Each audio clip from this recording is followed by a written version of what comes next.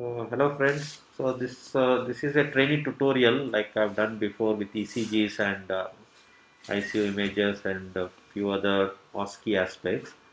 So as you see, these are ICU images, radiology. So I have taken help of my good friend Dr. Rajesh Halavar, so that there is an objective way of interpreting some of the images. So these are all routine run-of-the-mill ICU images. So for people who are giving ICU exams, it may be worthwhile to go through some of these images because we could put any of the interesting CT images in the exams. So I'll just take you through some of the random images collated from my ICU. So ordinarily we would ask question to the candidates and then take it as a discussion. So here I'll just give it as a narrative. So this was a 33-year-old male with history of blunt abdominal injury 1 week back. So I put the arrows for you to identify what these structures are. So this is how we would ask in the exam. So as you see, this is a pancreas. So this is a trauma-related pancreatitis. So the yellow arrow indicates peripancreatic fat stranding. Okay. So the red arrow indicates the hypodense area, non-enhancing area in the tail. So the green arrow indicates the fluid in the lesser sac. So this is the lesser sac and that's the fluid, small lesser sac collection. Okay. So I'm sure many of you would have seen such images. Another image again showing fluid in the lesser sac. So there is lot of peripancreatic fat stranding here, and there is this non-enhancing area in the pancreas. So this was just a random image where we had one young brain dead person and you could see the mob fury. I'm sure all of you would have witnessed in your intensivist career having some violence. So we also had a share of this grief where there was a big crowd which had come into ICU and we had a young person who was brain dead. So obviously we did not have anyone causing any trouble, but this was an uncontrollable mob which had entered and there were some skirmishes with the nursing staff that happened. This happened on 20th March 2013. So 50-year-old male with traumatic brain injury. So this is another typical CT brain you would have seen in your course of your training in intensive care. So as you see, there is loss of gray-white differentiation. There is no sulci seen. So here you see the red arrow indicates the transtentorial herniation. So the cerebral tonsils getting herniated. So when we have to look for herniation, it is desirable to see this sagittal view because this is where you have the brainstem and you have this tonsillar herniation happening here. Okay. And here it appears like a subarachnoid hemorrhage, but this is a pseudo subarachnoid hemorrhage sign. This is secondary to the edema, which is worsened and which is causing this appearance in the sulci. Another image again showing herniation. You see this cerebellar tonsils which is descending below the foramen magnum. So that is an indication we say. So here's the foramen magnum and it's coming below here. So and there is loss of all the spaces between the brainstem and the cerebellum. So, so that's an image. So this was a 85-year-old lady with stage 3 multiple myeloma with METS. So here you see this is a metastatic lesion. So there is an expansile metastatic lesion and where you see a pathological fracture of the frontal bone here. So there's an expansile lytic lesion in the left frontal bone and here the yellow arrow shows the non-expansile lytic lesion in the parietal bone. So this is a lytic non-expansile lesion in the parietal bone. Just an interesting image as to how metastasis can be so fierce enough to have caused pathological fracture and protruding out of your bony plate. So the differential diagnosis of this was a multiple myeloma. So any tumor of this nature, you see, the differential diagnosis would be tumor from the adrenal melanoma, renal, or thyroid. So these are the metastases which can cause cerebral metastasis, causing such lytic lesions. Okay. So just some other few other images. You see a huge metastatic lesion, and here you don't see the fracture, but there is a thinning of the cortical plate, and in subsequent slices you see the fracture happening. So here you see the bony fragments here. So this is just taken from our K21 notes, just the color, the spelling of the discoloration they put. So this is a 65-year-old lady with atrial septal defect plus Eisenmenger's. So the red arrow, what would it indicate? So this is a pulmonary bay, filling of pulmonary bay. So the yellow arrow is the pulmonary artery. It's a very prominent pulmonary artery, yellow one, dilated pulmonary artery. And the green one shows the congested lungs or the B lines, what you see in the bases of the lungs due to fluid congestion. So if we have such an X-ray, we would typically show this because you see there is a straightening of the border with a very prominent pulmonary bay. This is a typical thing that you would see in patients with pulmonary hypertension. And then this is the pulmonary artery and the B lines.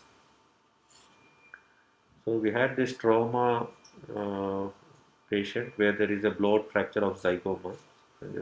Just taken this random pictures to see how gory some of the traumas look. So this was a blowout fracture of the zygoma we had in our unit. So this is the CT of 42-year-old lady admitted with headache and collapse. So if you see at the red arrow, so this is a AV malformations with the nidus in the parasagittal region, and the yellow arrow indicates the draining veins, prominent draining veins. So these are AV malformations. So this is another image. So here if you see a very hyperlucent area, this is an intranidal sort of aneurysm. Within the AV malformation there is an aneurysm. So we call it as intranidal aneurysm. You can see here intranidal aneurysm. So this is AV malformation. So this is 82-year-old lady admitted to ICU with worsening short of breath. So this is a aorta. Red arrow indicates a dilated aortic arch with ascending aorta. So this was an aneurysm of the ascending aorta, and this is osteopenia because she's 82-year-old. So you have this thinning of the bones, osteopenia with kyphosis. So this is the aortic aneurysm, a huge aorta, ascending aorta. So here if you see, so this is a the blood, it has ruptured, it is a contained collection within the aorta. But typically when there is a dissection of aorta, you see a dissection flap, you see a pseudo flap. So that is not seen here. So there is aortic mural hyperdensity, it's intramural hematoma. Dissection flap is not seen. So you would expect to see a dissection flap. But here that is not seen, but you see that it is leaked and there is a hematoma sitting there. So it's an intramural hematoma. A huge aorta. So 70-year-old male with previous right pneumonectomy admitted with acute respiratory distress. So what are these structures? So this red arrow is the pleural thickening. Due to, see, when there is a pneumonectomy, there is a lot of inflammation and chronic thickening of the pleura that happens. So this whole white thing is the pleural thickening due to empyema or whatever chronic process that the patient would have had. And this is the ribs. There is crowding of the ribs because you have removed the lung on one side. There is extensive crowding of the ribs here. Pleura is thickened. And if you see this is a foreign body in the bronchus, the white one. So you see it's a calcified pleural plaque. So, and this is mediastinum, which is shift to the left. So this is crowding of ribs, and this is a foreign body in the left main bronchus. If you see here, you can see a nice nodular one. So it's a foreign body, and this is the pleural thickening, crowding of ribs. So that's the foreign body. You can see that foreign body there. So this was a 21-year-old Congo lady, a lady who's come from Africa, admitted with stab injury. So the red arrow shows obviously your hematoma, hemoperitoneum, and the blue arrow shows retroperitoneal hemorrhage. So this whole thing is a retroperitoneal hemorrhage, this is hemoperitoneum, and this is the injury to the IVC bar aorta with the thrombus there. So aorta with IVC injury. This patient survived. She had a huge knife stabbed into her abdomen, and she had a huge hematoma, retroperitoneal and hemoperitoneum both. So she was operated upon, and aorta and IVC injury, I think they healed by themselves. So she got well and she went, but she was very sick when she had come in. So this is just a random image of some of the tube blocks we see in ICU. So obviously this reiterates the importance of humidification and the knowledge of humidification. Very seldom we see during rounds some of the patients may not be put on a humidifier.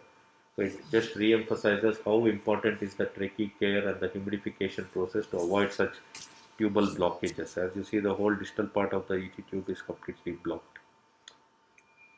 So it's just a random image of one of our patient with a neck laceration secondary to an assault.